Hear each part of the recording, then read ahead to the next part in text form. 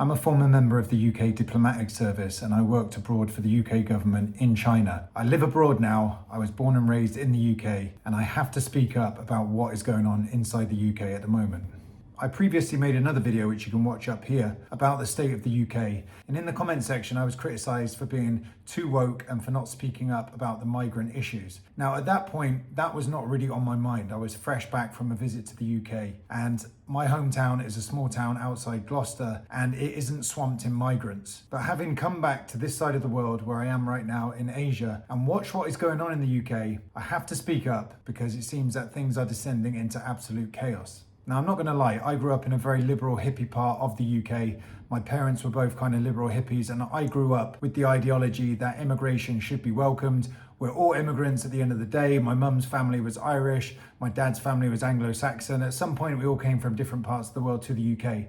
And I embrace that, providing a safe haven for people that are genuinely coming to the UK from war-torn regions of the world is a good thing to do. But that's not what's happening right now. That's not what we're seeing at all. We are seeing the UK being exploited because it is an extremely soft touch. People are traveling all the way across mainland Europe specifically to get to the UK because they know it is an absolute pushover, and they know that once they're inside the UK, they can exploit it for free education, free housing, phones. It's ridiculous the level of treatment that these people are getting when they arrive in the UK. And I also know about this because I was an interpreter for the Home Office and for the NHS inside the UK government prior to joining the diplomatic service.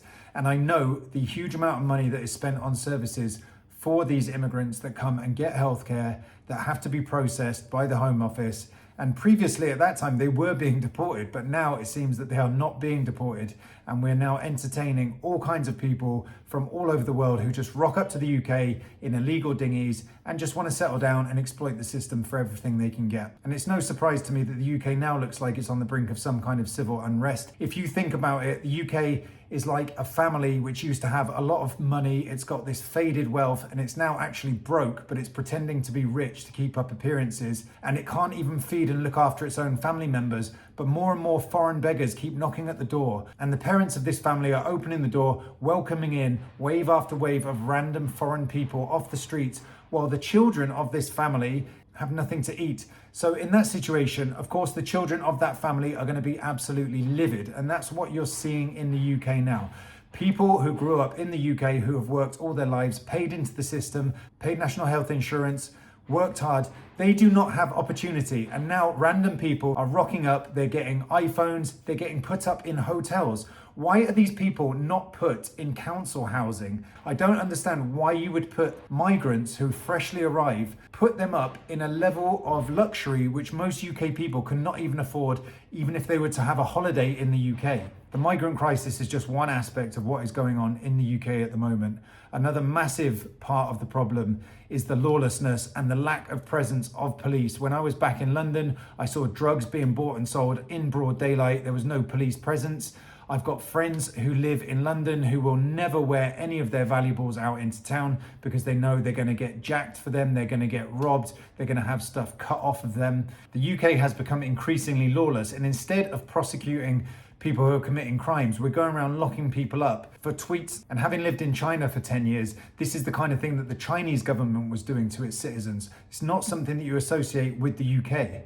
And on top of all of this is the cost of living crisis. Wages have not been increasing in the UK for years, whereas the prices of housing and goods and everything have been skyrocketing. You don't need to be a sociologist or an economist from Oxford or Cambridge University to see that when you've got a small country like the UK, which is being swamped with illegal migrants, where the cost of living is preventing people from even being able to meet their basic needs, where the climate is depressing and grey and cold, people are not able to spend money on things that will bring them some joy, where the heart has been ripped out of the high street, pubs have closed. What do you think is going to happen when you just keep multiplying all these negative factors and there's nothing positive for UK people to cling on to? And that's why I would not be surprised at all to see some kind of mass unrest happening in the UK soon. And while all of this is going on domestically, and Keir Starmer should have more than his hands full trying to sort out the country, We are still standing on the global stage, trying to act as if we are a superpower, pumping billions of pounds into a war in Ukraine, which we can neither afford and which we shouldn't really be getting involved in. And this winds me up because it's symptomatic of the delusions of grandeur which the UK has been suffering from